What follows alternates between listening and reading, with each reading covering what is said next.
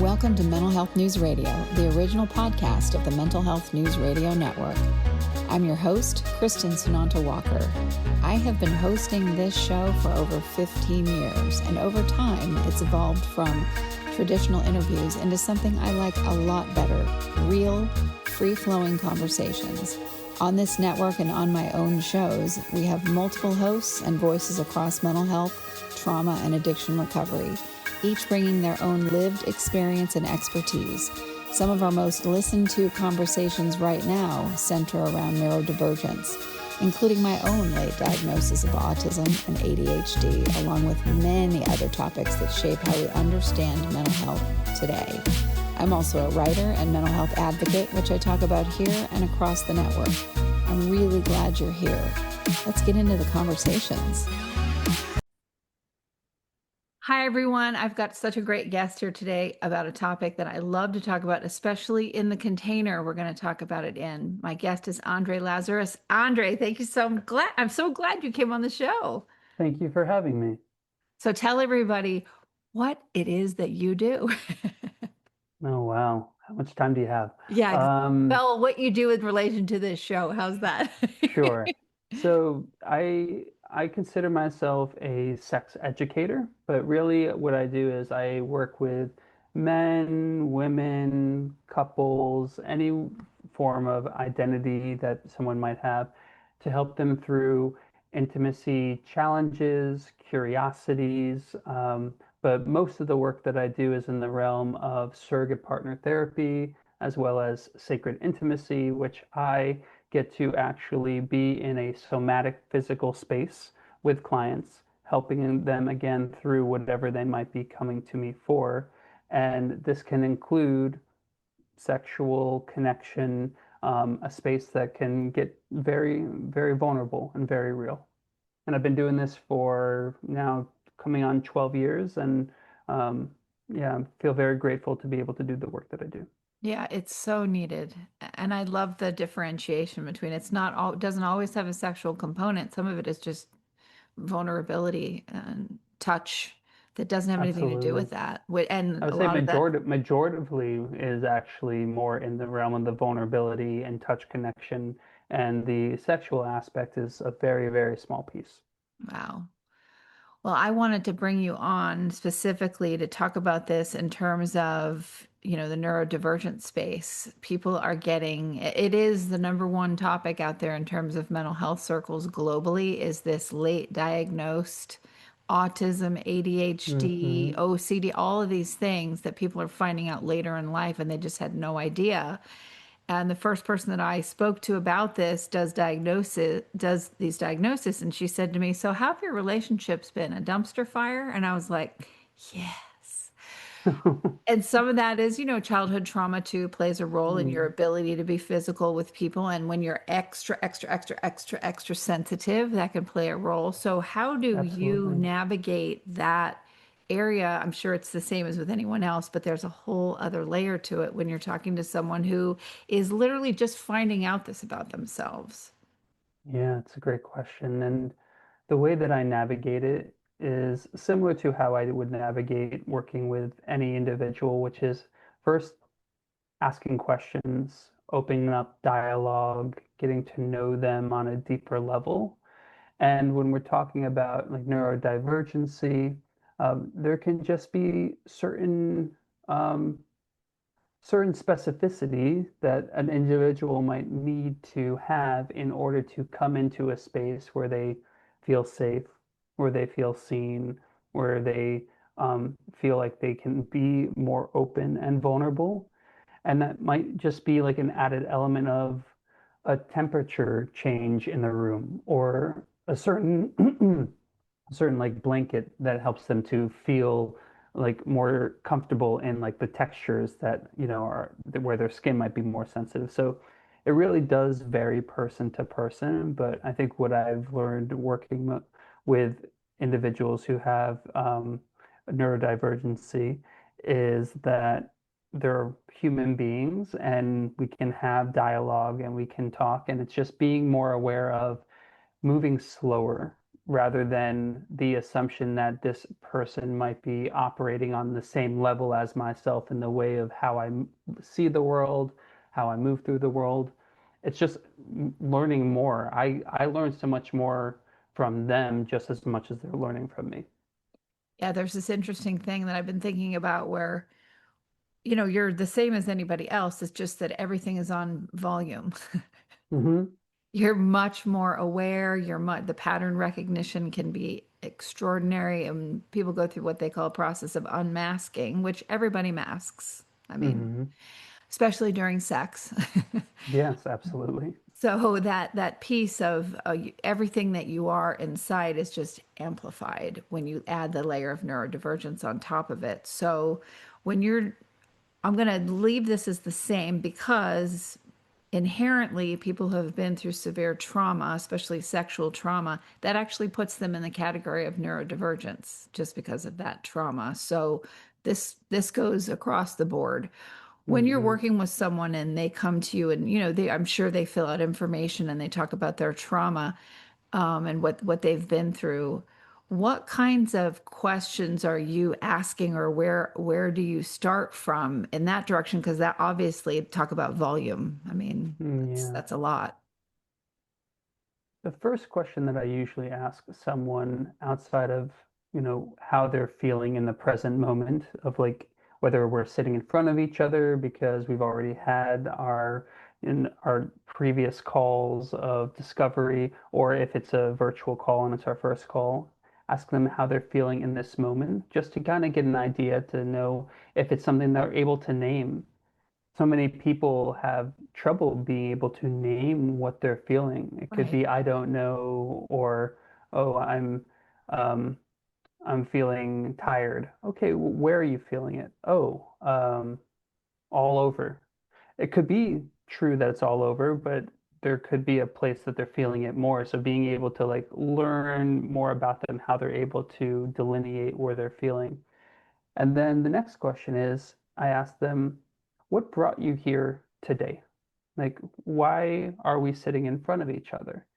And that gives them a moment to share a little bit more deeply, potentially the challenge that they've been having, or they heard from about me from a friend who has worked with me before.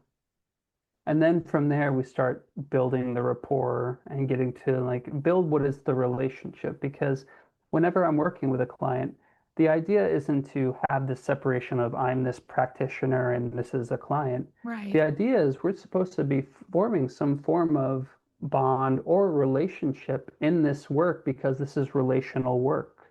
Right. And oftentimes when people hear me say that, they're like, "Oh, so you're having relationships with your clients?"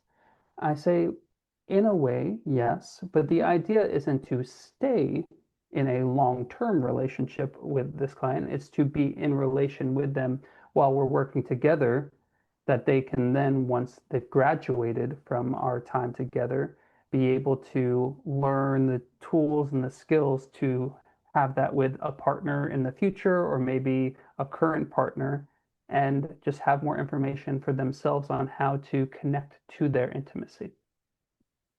So starting at a certain place with people, it sounds like it starts with the phone calls or Zooms or in-person conversations, and you kind of build from there. Yes.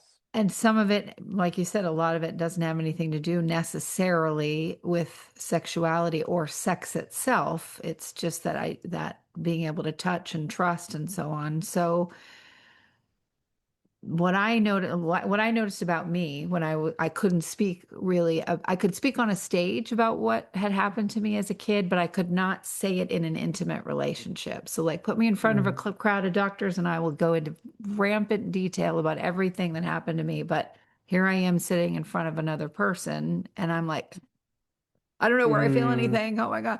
So mhm, I know I did a lot of, the somatic work to move through that. But when someone is that locked up, like what kinds of things do you do that you've seen that works to sort, and I know it's individual, so broad mhm. strokes here, but no pun intended. But anyway, to really help someone like get out of that frozen space where you literally aren't going to be able to feel anything. You're just frozen. Yeah, I start with one of the most natural things that we do as human beings, which is breathing. Mm. And that might sound very cliche, like, oh yeah, everyone knows how to breathe. Well, you would be surprised when you're sitting in front of, again, someone that is a new person, or you're in an intimate like space or a situation. People start to breathe more shallowly or maybe not breathe at all. So what I do with them is take them through very easy, not it doesn't have to be deep and intense breath work, and connecting to their breath and reminding them that they have their breath, that they have a body. And we might even come into certain tactile movements. Sometimes I'll have someone like show me that they can like squeeze their fists very gently, because if, say, we have a tendency to disassociate or leave our body, squeezing our fists like this is a great remembering Brings that you we into the have. room. Yeah, Okay. it brings you into the room, brings you into your body. So that's one thing I'll start with. And as you say, with every person, it's situation dependent, but start very basic and also very slowly. Sometimes I might not physically touch a client for days. It might be that only after a week were we able to have eye contact and be able to share and embrace. Everyone moves at a different pace, and what I like to try to explain to people is that there isn't a goal or an outcome to where we need to get to. It's whatever the pace is for you as the client who is coming to me to get to a place where you feel more comfort. That's as fast as we go. So it's a very baby steps kind of process. How is it for you? Because I can imagine, I'm just picturing someone that's worked with you for a while and they start having those little breakthroughs that they don't even know are breakthroughs, but they're suddenly walking differently. They're interacting with just like the general public differently because you feel different in your body because you've Hmm. had this, oh, I had connection with someone and it was safe. Wow. Mm, Like your nervous system takes a beat to, you have to keep doing that so that it goes, oh, I can go over here instead of over there. So, what is yeah. that like for you as a practitioner to see this growth every time they come in? Yeah, I liken it to I've had animals growing up my entire life. So I liken it to like watching, like if you have a puppy grow and be able to be potty trained, or if you're teaching them a new trick and they're able to do it, and like that joy of I was able to impart some form of my life experience and knowledge onto this individual, and they're reaping the benefits. So it's for me, it's very selfish. It's so like first is validating that I'm, doing the work Doing that I want something to good. do. Yeah. And then also just so happy for the individual that they're finding a new outlook on life. It doesn't have to always be in this bucket of what's good or bad. It's just a new outlook of something that they didn't maybe know about themselves before. Right. And in that brings me so much joy. And I would say there's a piece of, I think, all of us that want to feel like we either belong or that we're not alone. Or that we're And not when, grotesque or something, because a lot of us think that we yes, think we're ogres or we're covered in uh, scales or whatever, and it's yes. Dysmorphia is a big thing, and I oh would say yeah, it's in, with neurodivergency, dysmorphia from either body or face can be a challenge. So when we're talking about physical intimacy, generally you're going to be pretty close to another human being to share this experience. If you feel so grotesque in who you are or have so much dysmorphia that you're not a beautiful human being, the likelihood is, even if your body's there, your mind's going to be somewhere else. So that's a lot of the practice we do is being able to communicate, hey, I feel like I'm leaving the experience right now. Great, that's okay that you are. Let's interesting. give yourself a moment to come on back rather than saying, I shouldn't be leaving or judging yourself, because the likelihood is, I mean, everyone dissociates in some form or fashion in a physical, intimate experience. But rather than saying, I shouldn't be doing this, it's okay, I've done that. Now let's come back to the body so that I can actually feel what's happening. You know, I did not plan this at all, but that was such a good segue to go right into, why do you do this work? You'd think I knew what I was doing. It's almost as if you've been doing this for quite some time. Right. Why do I do this work? Well, for many reasons. One of the reasons is it's healing for myself. It's healing for myself to be able to um, connect with human beings on varying different levels, from my own past, my own experiences, my own trauma, my own lessons learned, and being able to impart, knowledge. I'm the things that I do and the things that I know, I didn't just like come up with them. Like they're learned from my own life experience, and being able to share what my experiences are with people. Um, I love to be able to teach. I love to be able to mentor. So there's that piece that is like, the selfish aspect of it all. Right. Part that Um, makes you feel good about yourself. yeah, Yes, exactly. absolutely. Um, and also it was being reflected to me from intimate experiences I was having with people, that it wasn't just pleasurable for them. It was actually quite therapeutic in the experiences we were having, and that there were parts of themselves that felt safe, felt like they were able to again have a new outlook on what intimacy could be. And after a few people told me this and that I should try doing this for a living, I had to get past my own judgment and shame around like having people pay me to come into vulnerable, intimate spaces. Right. So it wasn't like an overnight thing. But after some time, and I was able to really do my own inner work and realize that there's something here that makes sense for me, that's being reflected to me from others. I leaned in, and I've been doing it ever since. All right, let's take it a nugget further.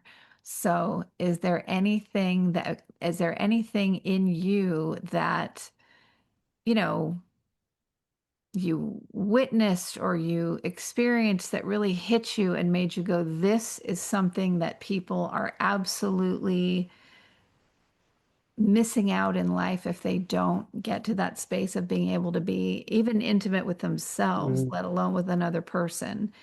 Is there anything that, like I said, you witnessed or experienced yourself that made you just go, this is the direction I need to go in because there's so many people that need help here? yeah, so many different examples that I could provide, and I think the overarching one is anytime I'm able to witness some big emotional release. The emotional release can come in the form of tears, of, big cries. It could be fits of laughter. It could be like anger, like lashing out at me and coming at me. And all of these have happened in different sessions that I've had with clients. But Okay. when I notice that happening, for me, those are the moments of, again, the validation I was talking about. Like, this is why this work is important, You because feel it like in your, yeah, right. absolutely. And then getting to witness someone go from sometimes looking as if they just saw a ghost, or like eyes sunken in, very frail, very like, protective of their entire body, to chest open, smiling, walking and talking with confidence. Um, that is also just a huge indicator that this work is so vitally important. It's that thing that I've been talking about a lot and noticing in myself. There's a lot of, when you live your life very heavily masked, whether you're neurodivergent or not, you're spending so much time routing all your energy towards compressing yourself, right? So then Hmm. whether it's midlife crisis or menopause or a late diagnosis of something, a lot of people choose to go through this process of why am I doing this? I'm going to be, Hmm. and that information gives them space inside. So to me, when you're talking about this, it makes me feel like what you help people do is you create space like inside of them so they have more parts of themselves to access. Yeah. That's what it feels like to me. Like, oh, okay, I can do this. It kind of like when I would take like a therapy dog to a psych hospital, and I would go in, and it was never about me. I was just holding the leash. But like someone would be under a sheet, rocking, and they haven't spoken for 7 days to another human, and my dog could just go under there and lift the sheet, and then they were like ecstatic, right? For even three Hmm. seconds, they were Right. ecstatic. And what the therapist and the psychiatrist and so on there would say, their session, we always watch where your dog goes to because that's the person we're going to pull into session right after. And Hmm. they had so much more room inside to experience themselves in a positive way because they just smiled. They just Yeah. let go of something heavy. That's what it feels like what you're doing for people or with people. Yeah, I would say like I very much resonate with what you shared, and taking it a step further is like I am co-creating this with someone. Like there's not anything that I'm specifically doing that's that special.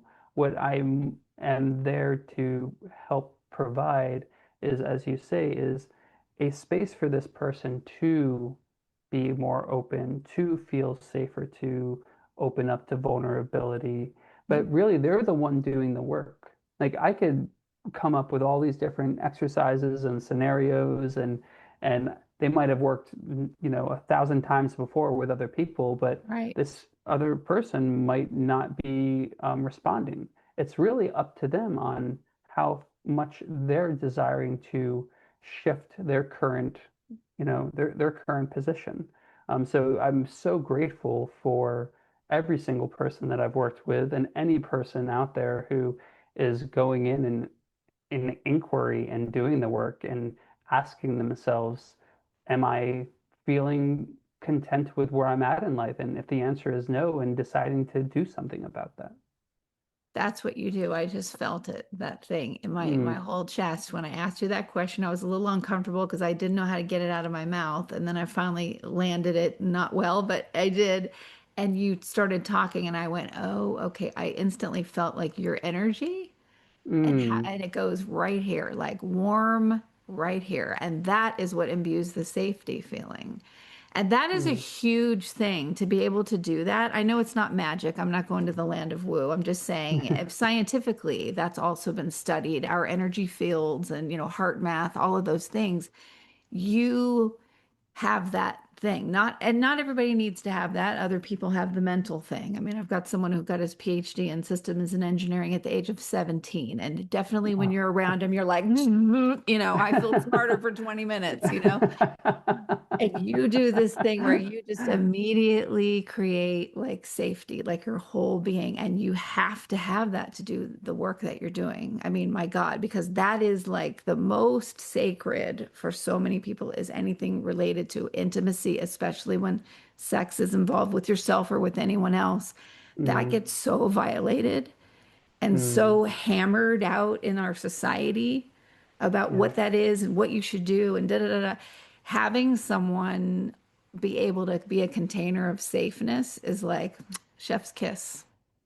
I, so as you were sharing that, like I felt like a kind of a well of like emotion behind my eyes, almost like, tears, just because that was such a beautiful honoring to myself. And I had a moment where I was like, quick, get this away from you, like, change the subject, but I just wanted to stay in the appreciation. So thank you. Thank you You're for that. welcome. And see, I did to you what you do to your clients. Not Mm. as well, but Yeah, no, but you also have a gift. I There you listened to go. what you said and I Yeah. went, oh, that's how he does it. I'm going to try that. Okay, this is a funny thing. I wanted you to tell me what you think of this.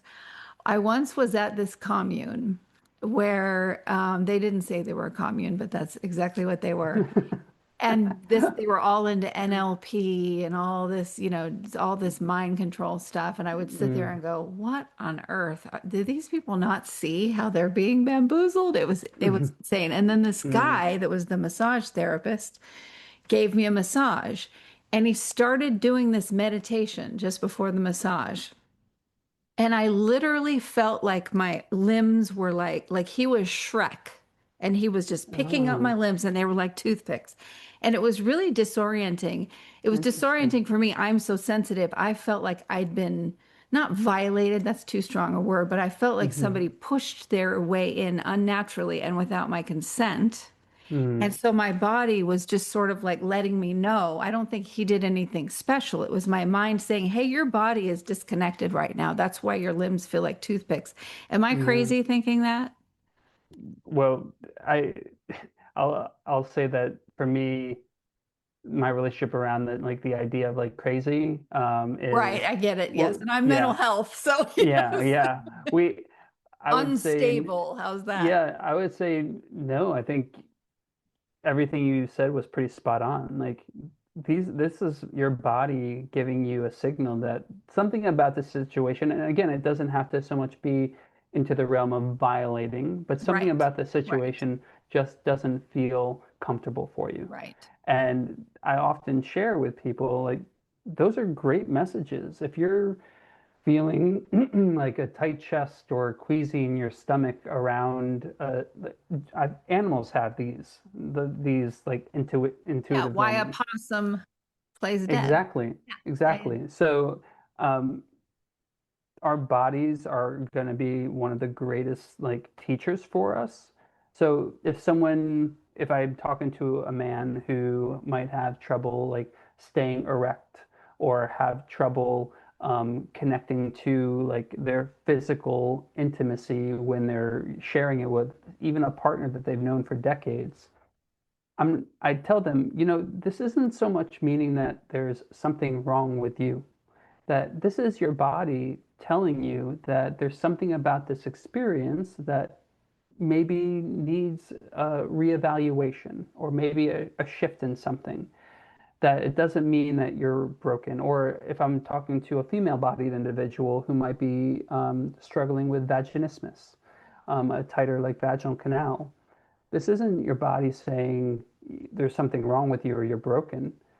There's a potential that something might have happened to you recently or from your past that has protecting you. So this is almost your body loving you to say, Oh. hey, I'm here to keep you safe because whatever happened before, um, that didn't feel good for you. So I'm going to keep this kind of closed down until you feel ready for whatever that next, Ah. stage might be. Interesting. So it's keeping you safe. What a great way to reframe it and make it a net positive instead of a deficit. I And I love believe doing that. that. And I actually believe that. Yeah, exactly. Well, you're providing that safe space, which means you believe them. Yes, and you're Hmm. hearing them and honoring what they're saying. Again, all safety. Oh, Hmm. I love this. I love this so much. I could talk to you for like 3 more hours. End up being a session, and anyway.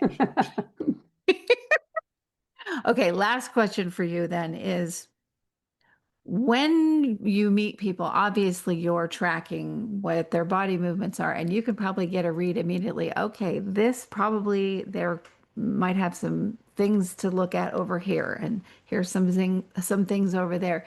It that just probably comes naturally to you, right? That you're tracking that kind of. It's a combination. I would say there is the practice that I've gained over my lifetime of building an understanding of my intuition and Mhm. not just like pushing it aside and being like, hey, this is a real thing to listen to for myself, my intuition. But also what I like am intuitive about, I actually don't know. So I have to have conversation and communicate with this individual. I need to know kind of what they're feeling because I might have an idea, but I'm not in their head. And I Right. teach this often with people when they are talking about, especially long-term partnerships. Oh, my wife or my husband or my girlfriend or boyfriend, they said they get frustrated. They said I should just know what they need in the way of turn on, the way of pleasure. Right. I don't subscribe to that. Some people might think differently, but That's from my called a perspective, movie. That's not yeah. real life. Thank you. That is a fairy tale.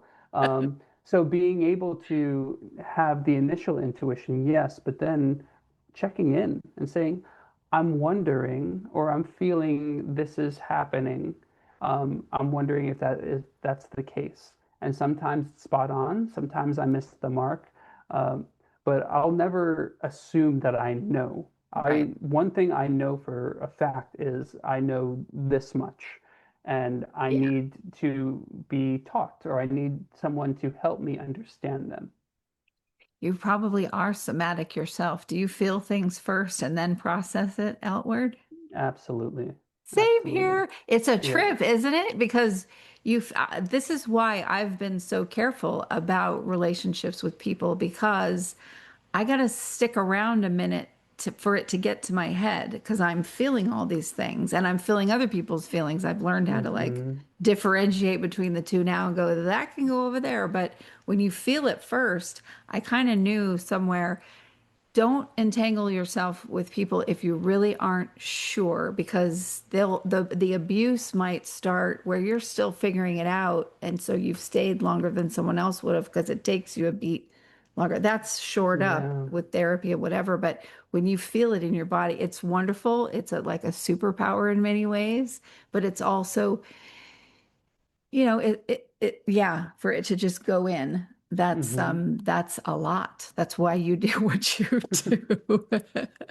And I also want to add to that to say that how our bodies or how our minds respond to another individual in say like a relationship or an intimate experience is going to differ. Like some people are more sexual Sure.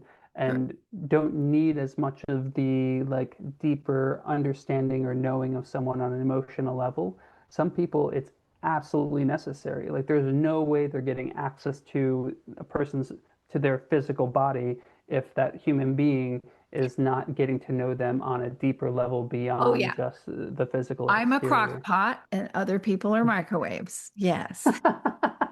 I've never heard that. I like that. I made it up.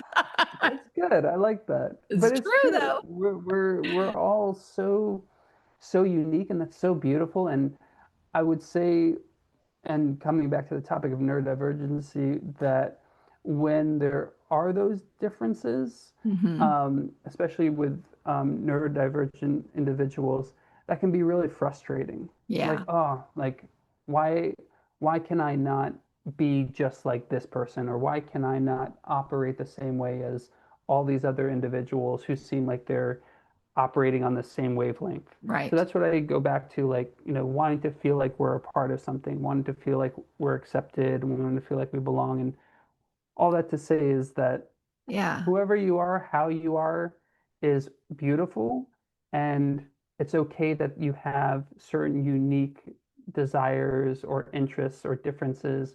And someone might be the perfect fit for you, or multiple people might be the perfect fit for you. Right.